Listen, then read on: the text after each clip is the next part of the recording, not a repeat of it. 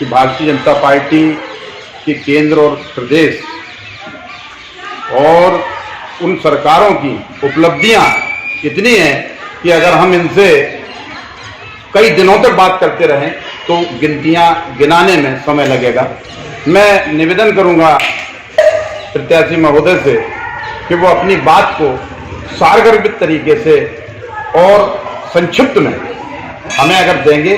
जनता के बीच में वो लगातार चुनाव जनसंपर्क में है और शुरुआत हम उनकी इस बात से करते हैं कि हम आपको और आप हमको सदा याद आते रहें, कभी बुझे ना दिए सदा जगमगाते रहें। इस शुभ वचन और संकल्प के साथ हम इनसे सवालों की, जो मीडिया कर्मी हमारे साथ में है, मैं इनसे सवाल चाहूंगा कि उनके जवाब संक्षिप्त रूप से देंगे। विधायक जी, आप पुनः आपको पार्टी ने आप पर भरोसा जताया है।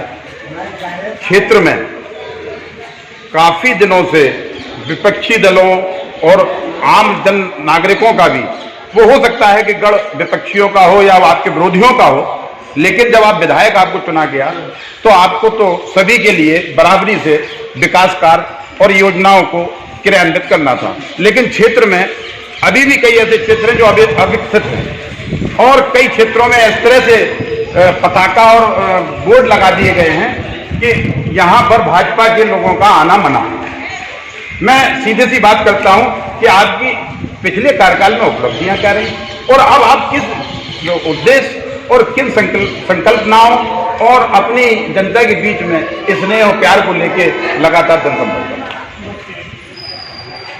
ये बोर्ड कहाँ लगे ऐसी तो हमें जानकारी नहीं है, लेकिन अगर कोई ऐसा कर रहा होगा तो वो ऐसे क्षेत्र हैं जहाँ पे समाजवादी पार्टी के लोग हैं और समाजवादी पार्टी का अपना प्रचार करने का तरीका है, क्योंकि वो जनता के भरोसे में और जनता के आशीर्वाद में विश्वास नहीं करती है।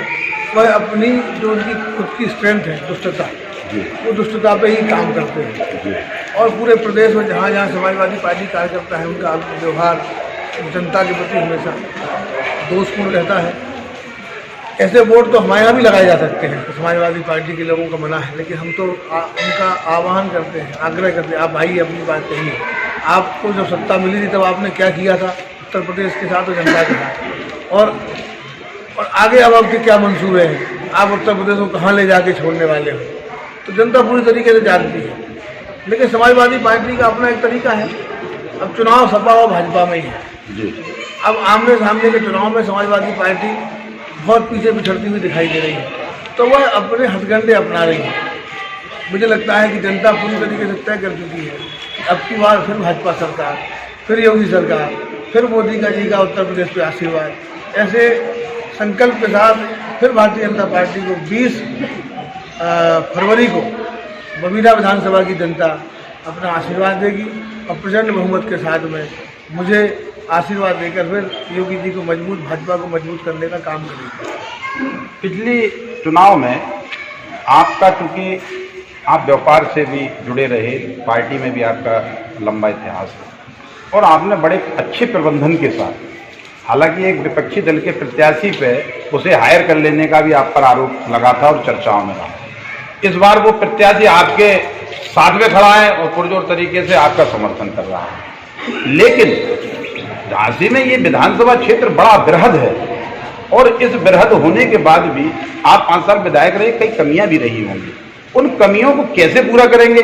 जिस तरह से आपकी शैली है, साफ गोई में आप बात करते हैं, लेकिन राजनीति में होता क्या है कि कुछ बातों को पकड़ के आदमी उसका विरोधात्मक भावार्थ निकालते हैं।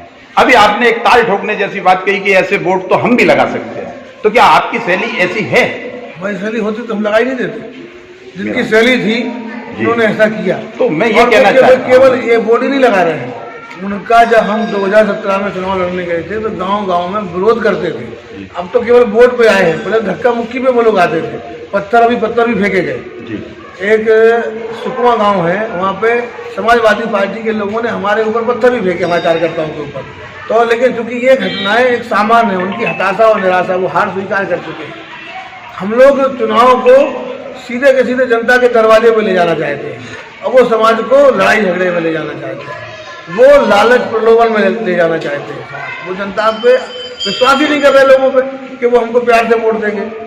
वो जानते हैं कि जनता उनको वोट देने वाली नहीं है, तो इस तरीके से चुनाव को भ्रमित करने की भूमिका में समय समय पे मीडिया के हम साथियों ने भी आम नागरिक बनते हैं, क्योंकि इस समय डिजिटल मीडिया का जो चुनाव हो गया है इस समय, इसमें हम लोगों ने आम नागरिक नो कोई आईडी नहीं, कुछ नहीं, कोई परिचय नहीं, भीड़ों में जाके हमने आपके क्षेत्र में कई जगह कवरेज किया है, तो वहाँ विरोध है, लोगों में आक्रोश है।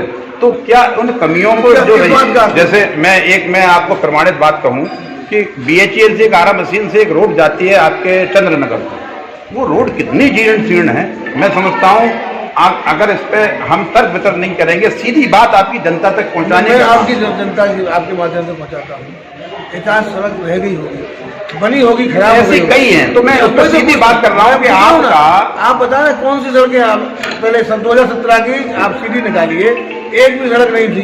काम हुआ है, बड़ा क्षेत्र है, मैंने कहा है, मैंने बहुत ज्यादा काम किया है, लेकिन जो रह गए हैं तो तभी तो दोबारा 600 करोड़ से ऊपर की सड़कों पे काम हुआ है, 600 करोड़ से ऊपर का सड़कों का काम हुआ है, 1200 करोड़ रुपए का पेयजल का काम हुआ है, 150 करोड़ का विद्युतीकरण का काम हुआ है। मतलब राशन वितरण में कोई भेदभाव नहीं होने दिया।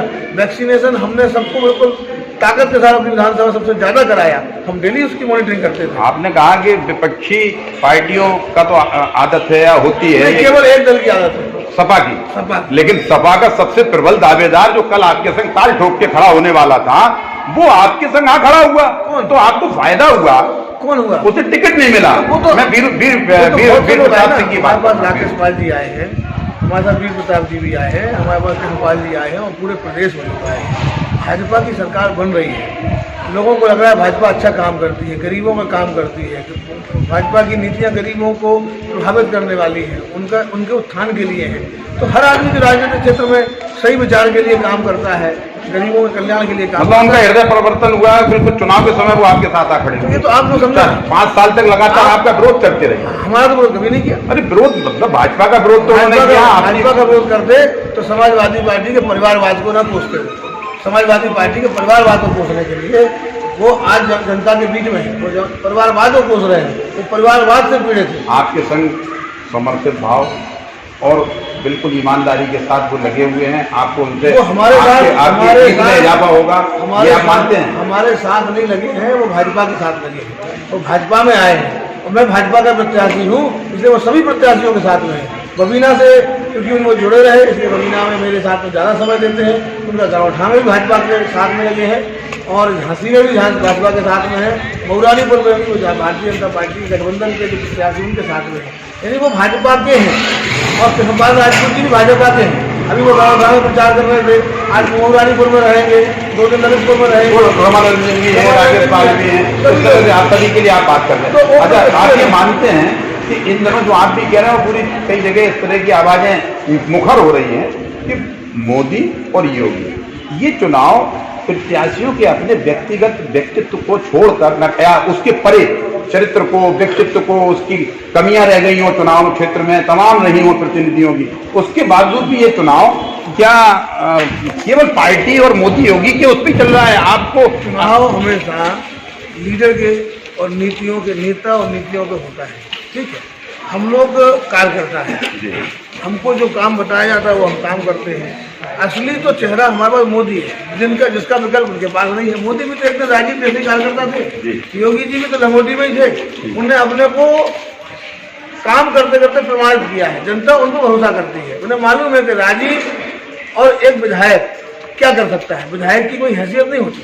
विधायक तो केवल जनता का प्रतिनिधि उनकी समस्याओं के लिए अपने क्षेत्र से परियोजनाएं योजनाएं बनवा के शासन तक भेजता है। उनको स्वीकार कौन करेगा, उन पर धन का आवंटन कौन करेगा, उनके लिए इंटरेस्ट कौन ले गया? भाई पहले भी तो सरकारें बनी थी ना, योगी जी में तो बुंदेलखंड में 10,000 करोड़ की पेयजल परियोजना आई, आज लाखों करोड़ रुपए बुंदेलखंड में इन्वेस्ट हुआ है, चाहे डिफेंस कॉरिडोर हो, चाहे बुंदेलखंड एक्सप्रेस वे हो, चाहे बुंदेलखंड के SH हो, NH हो, दुनिया भर के राष्ट्रीय राजमार्गों का निर्माण, स्टेट हाईवे का निर्माण, तहसील स्तर रोडों का निर्माण, डबल लेन रोडों का निर्माण, गाँव बहुत सी योजनाएं हैं, गाँव बिजली पहुँचाने का हमें विधायक की है केवल बस में नहीं, है लेकिन क्या? विधायक की हैसियत तो जनता ही तय करती है, और वो चुनाव में हाँ, तो मतदाता। विधायक- तो आपकी पिछले चुनाव की अपेक्षा इस बार आपको क्या लगता है, क्या इसलिए और क्या आशीर्वाद आप 100% संभावित है कि आपका जो आप जो विरोध की बात करते होंगे वो प्रत्येक प्रत्याशी का विरोध वो जमीन पे समाजवादी पार्टी के या और अन्य दल के लोग हमारी तारीफ नहीं करेंगे। ये माना जाए। आज योगी की तारीफ कर रहे हैं हम क्या? हम लोग क्या कर रहे हैं? नहीं, तारीफ तो वो कर रहे हैं, लेकिन वो सीधे सीधे नहीं कर रहे हैं, जनता समझ रही है। क्या राहुल जनता समझ रही है। कल प्रधानमंत्री ने इस बात को कहा और अच्छे से लोगों ने समझा राहुल कि गांधी वो मोदी जी की तारीफ कर रहे हैं। उन्होंने नहीं कर नहीं रहे, लेकिन वो जनता समझ जाती दुनिया है। तारीफ कर रही है। कभी कभी जनता हमारी भी समझ रही है कि राजीव से बेहतर विकल्प बबीना में नहीं है, और आपको इसका परिणाम 10 मार्च को दिखाई देगा। आपको 20 तारीख में अधिक से अधिक मतदान भाजपा के देखिए, आपने एक दिग्गज झांसी के एक दिग्गज नेता जो विपक्षी दल का नेता है, उसका पुत्र पिछली बार भी आपके प्रतिद्वंद्विता में था।